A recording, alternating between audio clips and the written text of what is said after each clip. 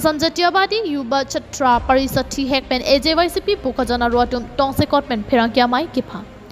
Preni bhai kore troxier ni ada por bhai krisia por Bokajan AJYCP atu methang sa hemalong isi sigjiram ke aphuthak pherangke amai kepa ponalong AJYCP Bokajan romai pu Sandip Saikia pen chepahem phu ponamayalong chunbang Niroy Duwara AJYCP Central Executive Committee along Klembang G2 Pukon Lapen AJYCP Klembang Waisong Teratum Chetongdun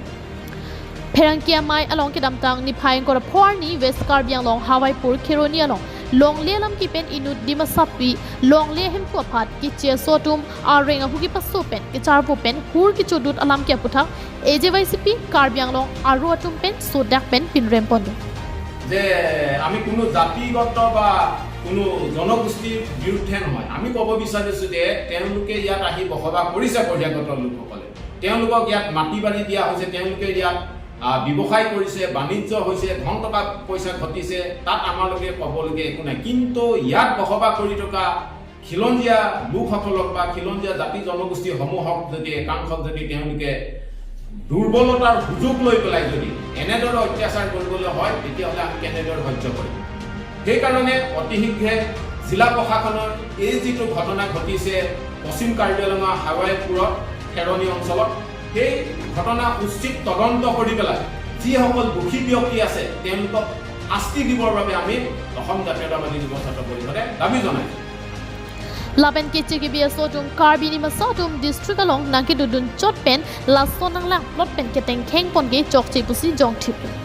lasi lason monon phi kawidet chi aphan sodak pen pachini pon thu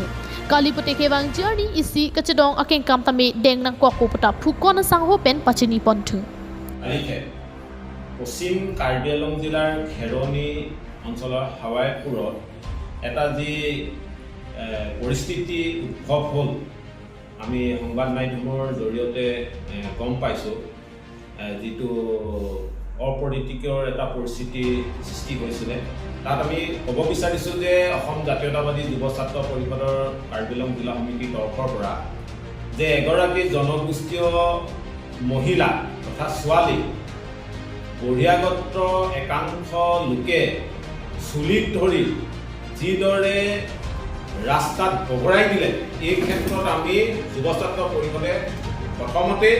তীব্ৰ নিন্দা আৰু ধিক্কাৰ জনাইছোঁ কাৰণ অসমৰ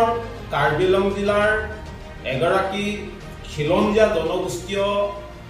মহিলা এনেদৰে যদি বহিৰাগতই যিকোনো বিষয়ত সংঘাত হ'ল বুলিয়ে চুলিত ধৰি যে বগৰাই দিব এইটো কিন্তু আমি কেতিয়াও সহ্য কৰিব নোৱাৰোঁ আৰু অনাগত দিনতো এনেকুৱা নকৰিবৰ বাবে আমি অসম জাতীয়তাবাদী যুৱ ছাত্ৰ পৰিষদে তেওঁলোকক সতৰ্ক কৰি দিছোঁ নিউজ ৰিপৰ্ট KTV নিউজ